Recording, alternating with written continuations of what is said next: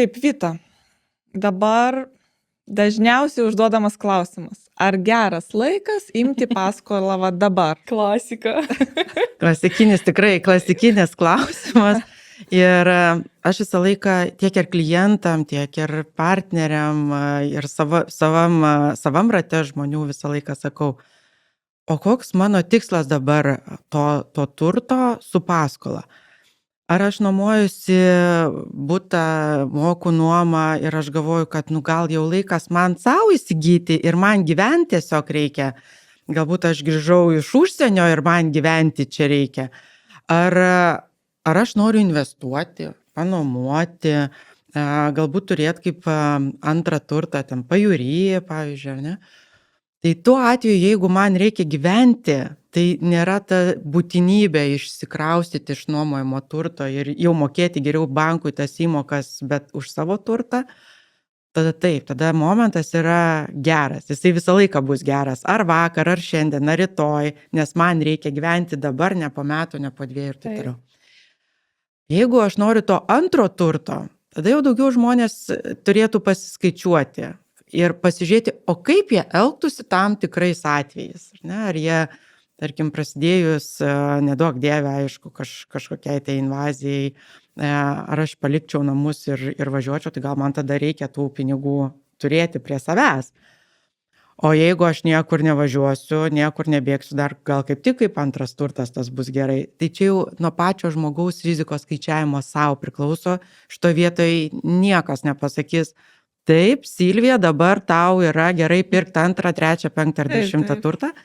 Lygiai tas pats su investicija. Žmonės, kurie investuoja nuolatos į nekilnojamą turtą ir iš to gyvena iš nuomos ar ten perdaro ir parduoda, jiegi pasiskaičiuoja tas rizikas, kaip ir kiekvienam versle. Kas būtų, jeigu būtų? Tai vėlgi, kiekvieno asmeninės rizikos vertimas, kaip ir kiekvienam investavime.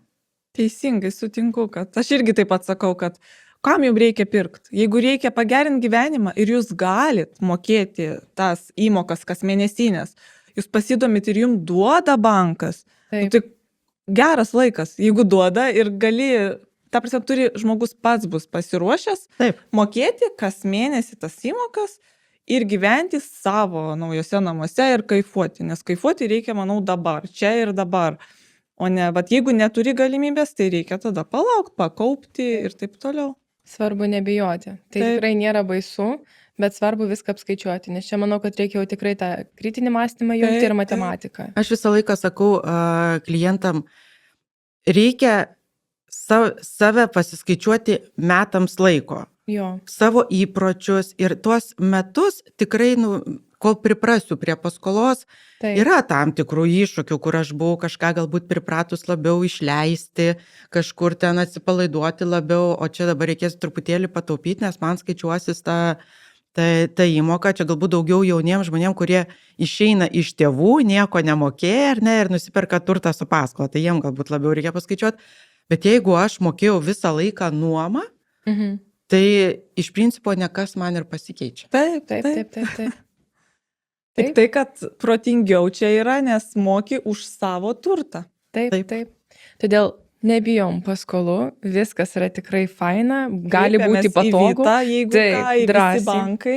Taip, ir dėl daugiau informacijos galite rasti Vitos kontaktus, visibankai.lt kontaktus ir aišku, gali drąsiai kreiptis į mūsų Silviją.